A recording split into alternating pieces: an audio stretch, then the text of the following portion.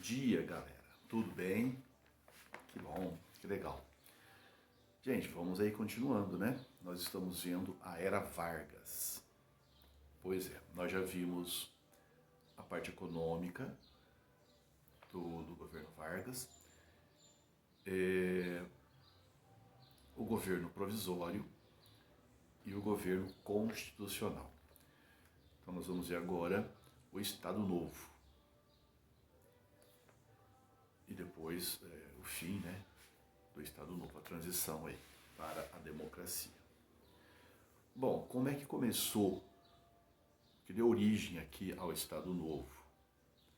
Lembrando que esse nome, inclusive, está ligado ao que acontecia lá em Portugal, né, que também era chamado Estado Novo. Governo Salazar, ditadura também. Bom, tudo começa com o Plano Cohen. Vocês lembram disso? Nós já vimos na última aula, então relembrando.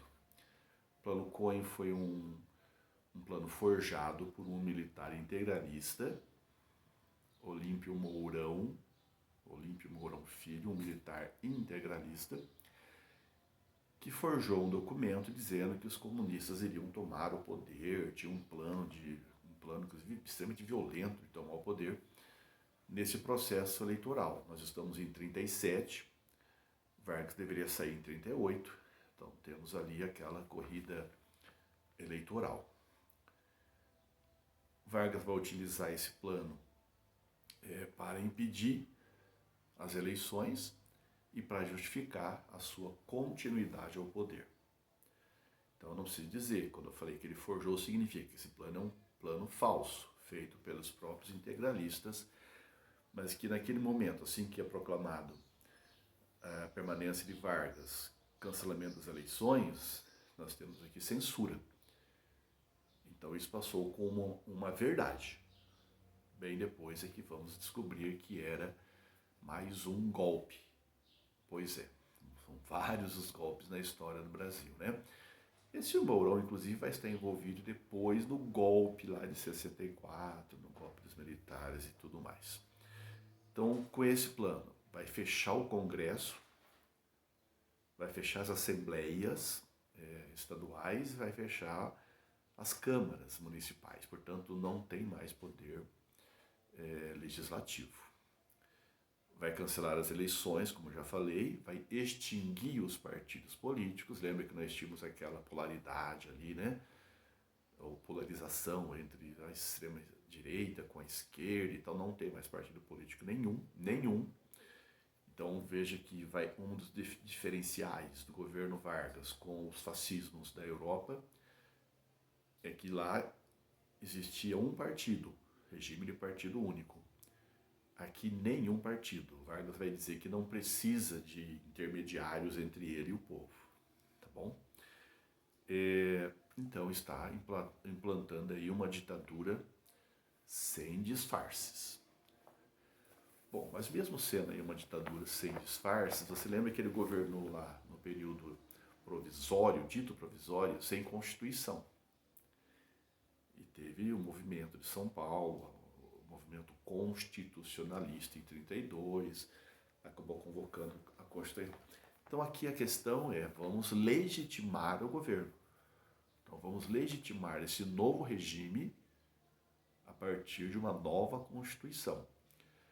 Tem que ser uma nova, porque a anterior não combinava, né, com essas características autoritárias, na verdade ditatoriais. Então nós teremos uma nova Constituição em 1937, que será apelidada de Constituição Polaca. Polaca é um depreciativo, na origem sim significa prostituta. Então é um depreciativo, é dizer que essa Constituição ela foi colada, né, copiada da Constituição polonesa e também da Carta del Lavoro, da Constituição italiana. Tá? O que ela tem lá de principais características? Ela é autoritária, centralizadora ou centralista. Por ela, o presidente vai governar, ele pode governar por decretos-leis. Já vimos que os legislativos vão desaparecer, né? o judiciário vai ficar submetido ao Poder Executivo. Ele pode nomear, pode, e não eu, interventores nos estados. Então os estados têm os seus governadores, vão ser interventores, como lá no governo provisório. Então o próprio Vargas vai indicá-los. E eles vão indicar os prefeitos. Então veja, não tem legislativo, o judiciário sob domínio do executivo e o executivo todo na mão do presidente. Não dá para... Né, ditadura e olha lá, né? Extinguiu os partidos políticos, como eu falei, instalou a censura, vamos ver já como é que foi feito a partir do DIP. E olha que interessante aqui, mesmo que tenebroso. Em nome da segurança, né, desse negócio todo, direito de invadir domicílios, prender pessoas e aposentar funcionários públicos. Greves proibidas. Então temos aí um panorama geral que está justificando tudo que o Vargas poderia fazer no governo dele, na ditadura, Estado Novo. Nossa, mas então, e como é que ficou? Olha, praticamente a população ficou alheia a isso. Ele já tinha aquele domínio do mundo, sobretudo, né, do mundo do trabalho, com o sindicato pelego. Tinha uma política industrialista que estava agradando a esse setor e não tinha ainda nenhum grupo social que conseguisse tomar o poder sozinho. Então ele praticamente não teve assim oposição, né? Por incrível que pareça, a oposição que ele vai ter severa, né, vai ser da Ação Integralista Brasileira, aquele grupo fascista do Plínio Salgado, que apoiou o golpe, inclusive, aqui. Só que eles queriam estar no poder. O Vargas foi muito tolerante com eles, deixou que eles ficassem ali, mas não no poder. Então eles tentam dar um golpe em 1938, a intentona integralista, tentou tomar de assalto, né, o governo, o palácio, são rechaçados e adeus, né? Integralismo agora, né? Volta de novo um pouco essa conversa aí dos integralistas. Também essa ditadura procurou fazer assim o fim do federalismo, do pouco que ainda existia naquelas autonomias dos estados. Lá na época da Primeira República era quase que total, né? Com o poder dos coronéis e tal. Se encerrou com todo esse esquema. E simbolicamente, né? Simbolicamente porque foi uma celebração, vamos dizer assim, eles vão fazer aquela celebração lá da cremação das bandeiras. Então eles vão queimar todas as bandeiras dos estados. A única que não vai ser queimada e será hasteada vai ser a bandeira do Brasil. Então, utilizando muito essa questão do símbolo, né, que não temos divisões, que somos todos uma coisa só, o Brasil e tudo mais. Tá? O que mais que nós temos aqui de destaque? As principais características do Estado Novo estão claras também no nosso texto aí. Repressão policial, censura, corporativismo e CLT. A repressão policial ficava claro, né? A polícia especial, polícia secreta, polícia estadual, eles tinham poder para agir praticamente com total liberdade. Tanto que nesse período tivemos, como nunca tínhamos tido, e depois a partir daqui parece que sempre passamos a ter, a utilização da tortura. Tá? Então, prisões, tortura como método de investigação. Não é fácil. Ele coloca aqui a censura. Então, desde o início, Vargas deu muito valor à propaganda, a importância dela. Então, aqui ele vai criar o DIP, Departamento de Imprensa e Propaganda. O objetivo do DIP é fazer propaganda oficial, né? fazia propaganda do governo. E agia bem nos moldes da propaganda, a energia está caindo, a propaganda dos governos fascistas, bem nessa linha. Então você faz a propaganda, inclusive organizando manifestações, né? Assim, utilizavam os estádios de futebol para anunciar alguma coisa nova, fazer manifestações cívico-militares, ou mesmo civismo, mas a ideia de civismo aqui era importante, de patriotismo e tal. Nós vamos ter umas manifestações que são espontâneas, as pessoas que acreditam mesmo nisso, e outras que são forjadas pelo DIP, são construídas para que as pessoas passem a pensar assim. E do outro lado, o DIP vai agir com a censura, tá? Censura prévia, inclusive, a jornais, revistas. Então lá na redação já tem um censor, esse não pode, aquele pode, censura no rádio, o principal meio de integração de comunicação aqui é o rádio, também será censurado, vai se criar em 1938 a Hora do Brasil. A Hora do Brasil tem a ideia de aproximar o governo da população, não tem os partidos, ele quer falar direto ao povo, então em todo casa praticamente tinha um rádio, né? Até no bar, né? Então o trabalhador não tinha jeito, ele vai chegar em casa, vai passar no bar, vai estar ouvindo isso porque era um programa obrigatório. Bom, por isso que passou a ser chamado também de hora do desliga. O único jeito de você era desligar. E muitas vezes era isso que acontecia. Também era chamado fala sozinho, né? O Marcos falava e a pessoa desligava. Mas na verdade, com a falta de muitas coisas aí, de cultura, lazer e tal, as pessoas acabavam ouvindo, porque também tinha música, não sei o quê. Essa é a Hora do Brasil, vai virar depois Voz do Brasil, mas era uma forma de mostrar aí o que o governo estava fazendo. Isso também aparecia nas cartilhas escolares. Então, o Vargas é o pai dos pobres, é o pai das crianças, é da educação. Tudo isso produzido pelo DIP. Tem várias questões de vestibular que mostram o Vargas e as crianças, tá? Sendo aí o nome dele, né? Você lembra que eu falei uma característica do trabalhismo aqui do Vargas era o culto à imagem dele? Pois é, né? Do populismo varguista. É isso aí. Também foi censurado teatro, cinema. Existe aqui uma ideologia trabalhista do Vargas. Então ele quer acabar com aquela história de valorizar a malandragem, a vadiagem, que aparecia muito nas músicas, sobretudo no samba, né? E ele quer, ao mesmo tempo, fazer uma valorização do trabalho, o trabalhismo, como se diz. Por um lado, com as leis trabalhistas, que nós já vimos, vamos ver de novo aqui. Mas também valorizar o empenho daquela pessoa como um trabalhador da nação e tudo mais.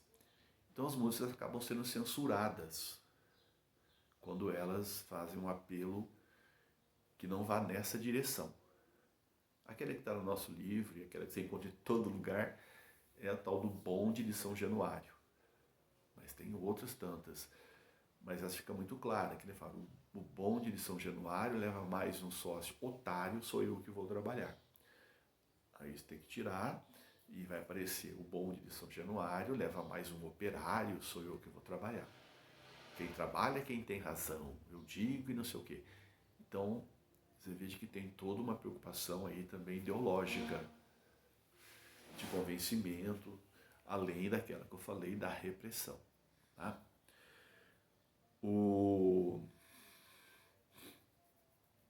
Os mais perseguidos, né, vão ser pela censura, portanto, serão aqueles que de alguma forma formam opinião. Os artistas, intelectuais, escritores, jornalistas. E é claro, aqueles operários que insistiam em querer fazer greve, mas a greve era inclusive proibida. Como diria Caetano, não é proibido proibir ainda, que eles proíbem. Bom, Além do DIP, vai ser criado o DASP, Departamento Administrativo de Serviço, para racionalizar o serviço público, dando importância aí aos tecnocratas, aquelas pessoas que estariam lá pela competência técnica e não pela aproximação ideológica. Mais ou menos, né? Porque sabemos que esses técnicos, além de serem técnicos, também têm ideologia. Mas vamos ter esse destaque aí. Já falei da polícia especial, tal. Aqui pedindo lembrar da questão da Olga, né? Como forma de repressão aqui que acaba sendo mandada para ser morta na Europa. Outra característica que aparece aqui é o que ele chama de corporativismo. Pois é. Dá também a ideia de corpo, né? Quer dizer, a ideia de que no corpo cada um, ou cada parte, cada membro do corpo tem uma função e você tem que respeitar isso. Então isso também acontece na sociedade. Cada membro da sociedade tem um trabalho a fazer. O trabalhador tem que trabalhar, não tem que querer tomar o poder e dirigir, e participar e tal. Isso é coisa do governo. Então, o corporativismo ele foi baseado aqui na política trabalhista, né? Que via o sindicato. Então, o trabalhador tem que trabalhar. Então, qual que é o papel do sindicato? Não é de ser de luta, de resistência, isso aí não. Isso aí significa luta de classes. No corporativismo, a luta de classes ela é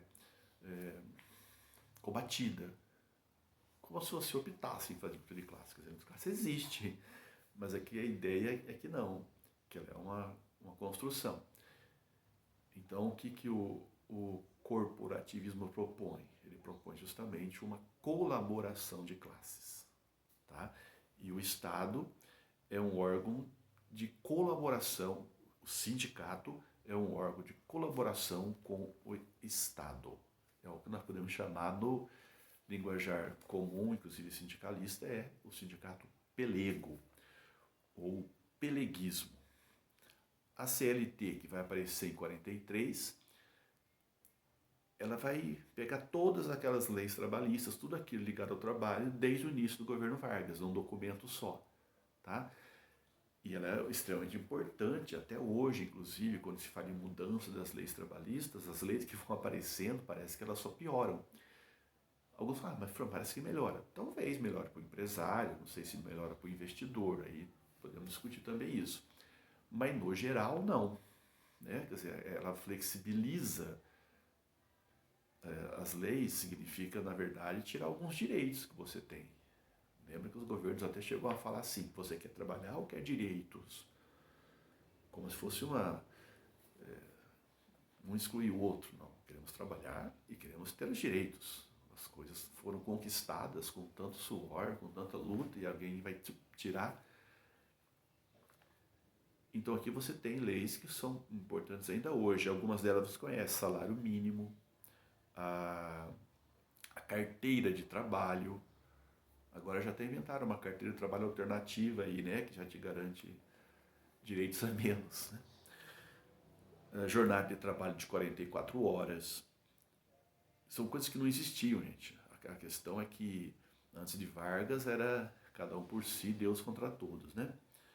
O FGTS, que é o Fundo de Garantia, Previdência Social, entre outras coisas. Férias remuneradas e tal. Tudo lá nessa CLT, Consolidação das Leis do Trabalho, que também pode ser dita Consolidação das Leis Trabalhistas, é a mesmíssima coisa. E quais as características aí econômicas desse período? Vai seguir o que já estava acontecendo. Aqui nós temos, então nós tem aquela questão da valorização do café continua, multiplicar os produtos, não só o café, mas sobretudo o lance do industrialismo. Tá? Então teremos uma política de industrialista com estímulos e incentivo à industrialização, priorizando a indústria de base. A indústria de base é aquela tal da indústria mais pesada. Essa indústria pesada exige mais capital, mais investimento, e o retorno é a longo prazo. Então, os empresários não querem isso não, eles querem investir menos e ter retorno mais rápido. Então, quem vai investir nessas indústria de base e tal, de indústria pesada, vai ser justamente o Estado, tá? Entre outros, a Companhia Siderúrgica Nacional, aquela que vai entrar aqui com capital, inclusive, emprestado pelos norte-americanos, a Companhia Vale do Rio Doce, a Fábrica de Motores, etc. Então, nesta área aí. Também vamos ter como característica aqui um discurso nacionalista, inclusive na economia, e também populista, como nós já vimos.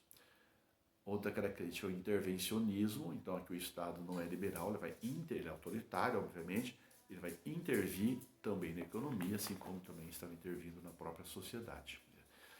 No neoliberalismo temos o Estado mínimo, aqui é o Estado maior, o Estado máximo. Também vamos ter aqui como característica interessante o interregionalismo, uma preocupação do Vargas de interiorizar o desenvolvimento e tal. Então essa política que vai ser chamada de Marcha para o Oeste, com a interiorização do Brasil. Mais tarde, colocada também em prática pelo próprio JK, né? Quando ele coloca Brasília, onde Brasília está hoje. Me parece que é isso, o trabalhismo está aí, tem a ver também com a questão econômica. Tem que identificar que aqui temos uma modernização, mas como temos um regime autoritário, ditatorial, vamos chamar aqui de uma modernização conservadora. De novo. A questão que está aqui nós vamos deixar para responder depois, tá? E vamos tentar fazer junto já aqui a crise, né? A crise do Estado Novo. Na sequência, eu acho que falta aqui da CLT, está tranquilo, né? Pelo nosso texto, me parece que está tranquilo. Vale lembrar que o DIP, que fazia essa propaganda, esse negócio todo, eles usavam algumas datas importantes também para o trabalhador. 1º de maio, por exemplo, passa a ser que era uma data de luta, de protestos e tal. Ele é cooptado, né? Passa a ser uma data de festa, de entrosamento e tal. Vargas até anunciava alguns benefícios aos trabalhadores nesse dia. Então a ação do DIP tem a ver com também essa promoção aí. Mas por que o Estado Novo ele caiu por terra, né? Afinal de contas, gente, só 15 anos. O Vargas governou só 15 anos. Por que não continuou? Então nós vamos perceber que, entre os vários motivos, quer dizer, é uma ditadura, tá? Tem ainda aqueles que se opõem, né? Sobretudo o mundo estudantil, tem grupos ali que não estão gostando disso. Mas como no geral ele consegue manter ainda aquela política do vazio do poder, né? Política de compromissos, vai indo. Política dos compromissos com a ditadura, acabou. Mas o principal motivo está ligado à Segunda Guerra Mundial. Então nós sabemos que foi a Segunda Guerra Mundial, já vimos mais de uma vez sobre isso. E o Brasil vai ficar, no período da Segunda Guerra, numa situação de neutralidade. Tá bom? Veja, economicamente o Brasil tinha relações com a Alemanha. A Alemanha era o segundo país em importância econômica, de relação econômica. O problema é que o primeiro era os Estados Unidos. Então, Vargas vai tentar jogar aqui lá para conseguir benefícios aí, tá? Na economia. No aspecto ideológico e político, há também uma divisão. Então, tem membros do governo que são totalmente favoráveis ao Brasil entrar na guerra, do lado do eixo. Parte da elite governante queria isso. O Eurico Gaspar Dutra defendia entrar do lado dos alemães. Vargas já tinha declarado publicamente, né, assim, sua aproximação, né, com o governo da Itália, por exemplo. Bom, nossa Constituição está ligada lá. Então não era segredo para ninguém. O Brasil só não podia ser chamado de um país fascista porque não tinha algumas características gerais do fascismo europeu ou clássico. Então, por exemplo, nós não tínhamos um partido único. Aqui não tinha partido nenhum. Tá? Não tínhamos uma justificativa histórica, como os alemães que falavam do Terceiro Reich, ou os italianos lá do mundo romano e tal. Né? E nem tivemos uma perseguição tão absurda como foi feito, né, a grupos, como os alemães fizeram aos judeus e tal. Mas não esqueça, na Constituição de 34 já se falava em eugenia, em aprimorar a raça, né, já tinha um jeito lá de excluir a imigração de setores, inclusive japoneses. Em 37 vai tornar obrigatório a educação física. Isso é ótimo, em todos os graus de ensino. Mas na justificativa aparece lá aperfeiçoar a raça, a etnia, não sei o quê. Então tem essa visão eugênica. Mas não havia aí aquela perseguição do jeito que aconteceu na Europa. Mas tínhamos outro. Então aqui vamos dizer que o Brasil ele tinha isso em grau menor, mas tinha outras características. Então fala-se que o Brasil era fascistoide. Bom, mas tinha outros setores que queriam ficar do lado dos aliados, sobretudo os estudantes, parte da sociedade civil. Mesmo alguns militares, do lado. Então vai sendo empurrado isso. Bom, os Estados Unidos nunca foram tontos, né?